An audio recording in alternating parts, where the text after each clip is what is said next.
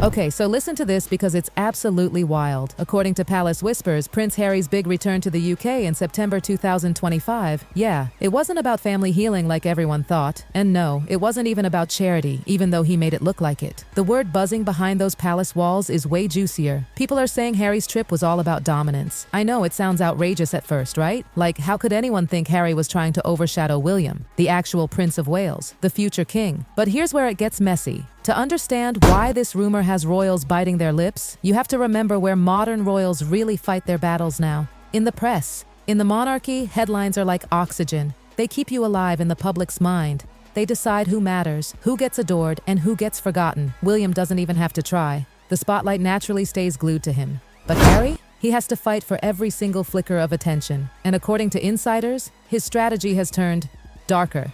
They're whispering that this isn't just about Harry telling his truth anymore. No, this is about cutting off William's air supply, pushing him right off the front pages. Imagine that. This is how the whole storm supposedly began. A family feud turning into a full-blown headline war. On the surface, Harry's September trip looked harmless. Some charity appearances here, a quiet audience with his father there. But behind the scenes, the whispers tell a whole different story. They say this wasn't reconciliation at all. This was pressure. Apparently, Harry thinks if he keeps popping back into Britain, smiling for cameras, wrapped in charity vibes, he'll corner William into finally meeting him. Like, if King Charles gives in, William will have to as well. Every cheerful photo op, every carefully staged shot in front of the press, it's all part of a chess game, they say. Not just goodwill, but an orchestrated trap. And here's the kicker. The theory is that Harry's creating a situation where William looks cold and stubborn for not meeting him, like he's trying to twist the narrative until William has no choice but to cave. Those watching closely say the line between reconciliation and strategy is getting razor thin. And then came the whispers that cut the deepest. Some well-placed palace insiders are claiming Harry came back with one burning goal: to erase William from the headlines. They say he's been seething with jealousy, unable to stand how William can dominate the press without even trying. And this is where it gets chilling. Some even compare Harry to the Duke of Windsor, Edward VIII, the king who gave up the throne for love, and then spent the rest of his life desperately chasing the fading shine of royal relevance. They say Harry thought he could do the same, walk away, live free, and still keep the glamour. But the shine faded faster than he expected. So now his tactics have shifted. Sources whisper that his interviews come with strict rules, only positive questions, no mention of failed projects or controversies. Basically, a glossy manufactured reset, a way to polish his image without ever addressing the chaos he left behind. But here's the dark part.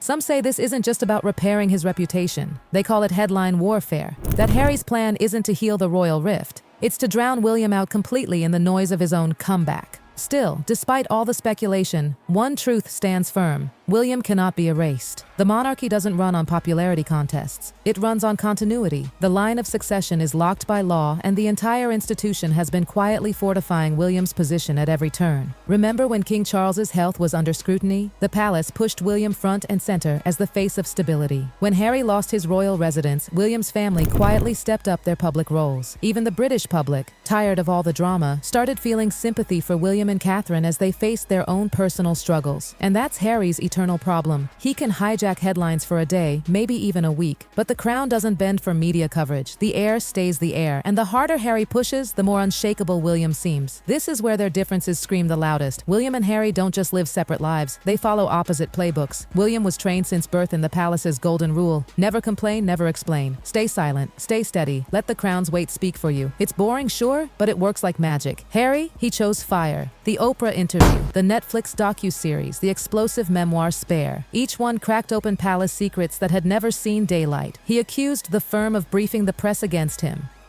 He painted William as the golden boy shielded from consequences, even claiming they had a physical fight. Each bombshell dragged him deeper into the media machine, and further from the very family he was exposing. So it became a battle of communication styles. William stayed stone-faced, trusting the institution to outlast any scandal. Harry stayed emotional, reactive, desperate to steer the narrative himself. And here's the tension that drives everything. William can sit back and say nothing and still stay in the spotlight. Harry has to keep talking, keep revealing, keep lighting flares in the dark just to stay visible. That's when the whispers got darker. If Harry couldn't share the stage, maybe he'd try to seize it. To see how it all unraveled, we have to rewind to the late 2010s, when things first started cracking. In 2018, Meghan Markle joined the royal family. From the outside, it looked like a fairy tale. Harry, the soldier prince, marrying the glamorous actress who captured his heart. But inside palace walls, tension was simmering. Soon, whispers about a feud between Meghan and Kate leaked. Remember the infamous bridesmaid dress drama that tabloids devoured? That was just the start. Not long after, the brothers split their households. William and Kate stayed at Kensington Palace, while Harry and Meghan set up their own office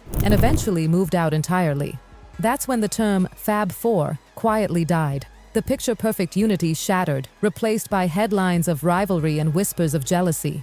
William leaned harder into tradition and duty. Harry leaned into independence and resentment. By 2020, the split was official. Harry and Meghan stepped down as working royals and bolted to California. It was supposed to be a clean break, but instead it planted the seed of this whole drama that Harry's fight wasn't really about freedom anymore. It was about relevance. And in the brutal game of royal relevance, there's only one man he has to beat: his brother. The British monarchy rarely shows its hand, but when it does, it's surgical. And after Harry and Meghan's exit, it started quietly sealing the cracks. One of the clearest moves came in 2022. Traditionally, if the king was incapacitated or abroad, counselors of state, senior royals, could fill in. At the time, that list still included Harry and Prince Andrew. Both were considered liabilities. So, the palace quietly solved the problem. They added Princess Anne and Prince Edward to the list, instantly sidelining Harry's constitutional relevance. No press drama, no spectacle, just a precise tightening of the crown's grip. Then came the blow that stunned everyone: Frogmore Cottage. The home gifted to Harry and Meghan as a wedding present was taken back. On the surface, it looked like a property shuffle. But behind palace doors, it was crystal clear. There would be no halfway house, no permanent seat at the table for the runaway prince. Piece by piece, the institution was fortifying William. Whatever public dramas unfolded, the line of succession stayed unshakable, and they were making sure of it. Then came the moment that reignited all the whispers. After months of silence, Harry popped up in Britain again, supposedly for another quick trip. But this time something different happened. He got a private audience with his father, King Charles III. It lasted just 53 minutes. No Camilla, no courtiers, just father and son behind closed doors. Insiders called it cordial but tense. Some painted it as a breakthrough, their first face-to-face in over a year and a half. Others whispered it was a test. By keeping Camilla out, Charles stripped the meeting of potential leaks or emotional fireworks. This was Harry's shot to prove one thing: that he could keep quiet.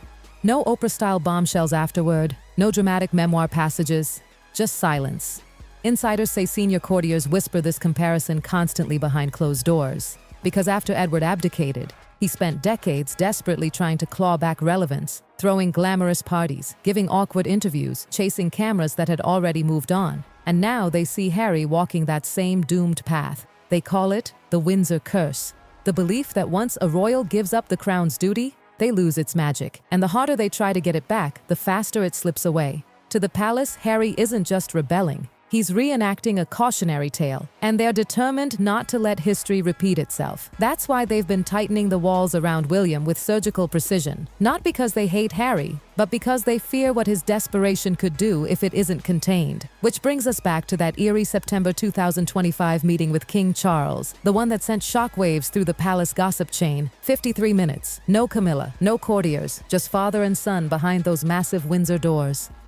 Some aides were so on edge they reportedly timed it down to the second, because for them, this wasn't just a reunion, it was a test. Could Harry be trusted to play by the old rules again? Could he stay silent? Could he resist the urge to turn a private moment into public ammunition? And when he walked out and said nothing, the palace was stunned. For days, they held their breath, waiting for the inevitable leak, the emotional essay, the secret-spilling interview, but it never came. Harry stayed silent, and that silence rattled everyone. Because if Harry can master restraint, even temporarily, he becomes infinitely more dangerous. If he can be quiet, he can be unpredictable. And unpredictability terrifies the palace more than anything. Now William's stuck in the cruelest bind imaginable. If he keeps ignoring Harry, the press paints him as cold. If he engages, he risks legitimizing Harry's game, and maybe even losing control of the narrative. It's like a chess match where every move costs him something, and he knows Harry is watching, waiting, circling, hoping for a crack in the fortress. People close to William say he's become obsessed with holding the line, that he won't give Harry the satisfaction of a reaction, not a word, not even a glance, because he believes that silence will outlast the noise. But there's another whisper creeping through the palace, the fear that silence, once seen as strength, might now look like weakness, and that if Harry keeps smiling, keeps showing up, keeps acting like the prodigal son trying to come home, eventually the public might start asking why William won't even open the door.